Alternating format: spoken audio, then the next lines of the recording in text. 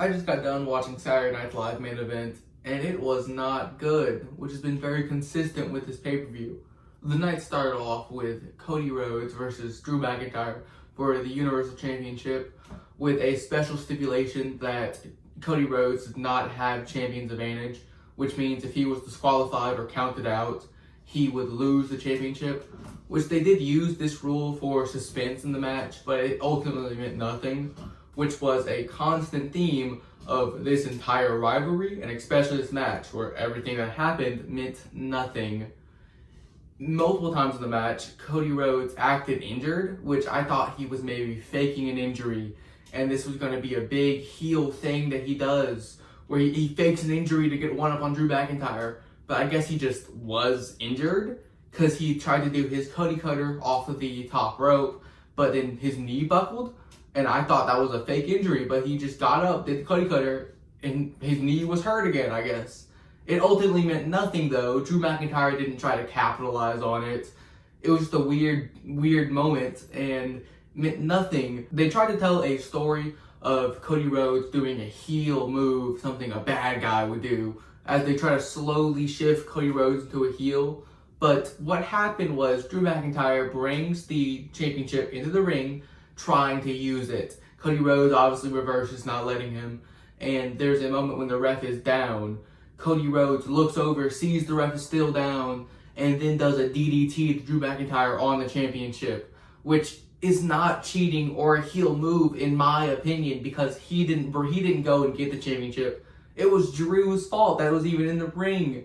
This is not like a big heel moment for Cody. This did not push any story. This did not change anything. Like we've already seen Cody do really big and mean and gross things, like when he put Kevin Owens' neck first through a ladder, then posed in front of him. That was a big heel move. But this wasn't. This was a step. This was 10 steps down. It was awful. It didn't change anything. And watching these matches feels like I'm wasting time. It feels like the last 4 weeks watching this rivalry meant nothing. And this was a great build up too, but this main event ruined it. The next match of the night was Jade Cargill versus Tiffany Stratton, and it was a absolute squash match. Tiffany Stratton barely got any offense in the entire match. It was full Jade Cargill the entire way. They are really trying to push her as this dominant heel, which, in my opinion, I am honestly scared of, because I don't know if Jade Cargill is ready for that. And I'm not saying I'm not a Jade Cargill hater, but I don't think she's ready for this. She might prove me wrong. This might be a great title run. That is what I want to happen, of course, but I am worried for that. Now, they made sure not to make Tiffany Stratton look weak. The entire time they were talking, she had a knee injury. They had a moment before the match where the general manager was talking to Tiffany Stratton, saying that she doesn't have to go out there. If she's not ready, she doesn't have to. She shouldn't do this. They will not make a face just lose cleanly. They had to add something on where Tiffany Stratton had a knee injury, so it wasn't even really a real loss. But no, it was a absolutely dominant match. I don't even think the knee was brought into play that much. It was mostly just a beatdown. One quick second, I just wanted to say that this is a new channel I'm working on, where I'll be posting WWE reviews and other related content to pro wrestling. But I do have a gaming channel, which I mainly focus on. So if you're into that kind of thing, you should go check that out. Alright, back to the video. Next up, we had the announcement of John Cena's final opponent, which I think they picked the best choice, as in, we get a tournament to decide that, which I love the idea of that, rather than them just saying one person, or them just saying he's going to just go out there and see whoever comes, being a mystery opponent. This announcement, which, if I'm correct, will be decided at Survivor Series, is when we will know who it really is. But this is the best possible choice they could have picked. We now get to see 16 people who, at some level, we do want to see as his final opponent, get a chance for it. This will build the suspense way better than them just picking one person off the bat, and I do love this choice. For the third match of the night, we had the triple threat for the Intercontinental Championship, which was Dominic Mysterio versus Penta versus Rusev.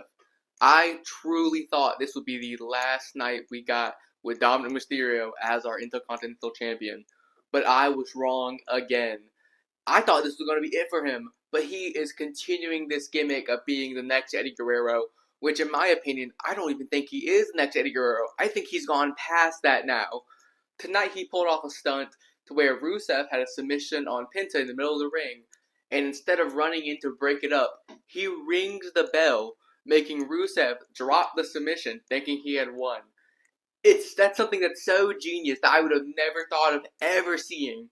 It's so good how they're promoting him, because people are going to say he's the next Eddie Guerrero. I think he's already gotten past that with this lie, cheat, and steal thing. I am now such a fan of Dominic Mysterio. And while I wouldn't have mind seeing Rusev or Penta win it, I think they would both be good. And I think Dominic Mysterio could move on to the World Heavyweight Championship at any time he wants to. I think he's ready for it. But I'm happy to still see this title reign continue. He's not doing anything bad. It's been great. It's not getting stale at all. I love Dominic Mysterio. I love what they're doing with him. It's been amazing. And of course the match ended with Penta accidentally hitting Rusev with the announcer's bell, a little hammer he had. And Rusev falls, Dominic throws Penta out of the ring, and Dominic quickly does the frog splash on Rusev, gets the pin. It was a great match. And for the main event, we had the scariest match of the year.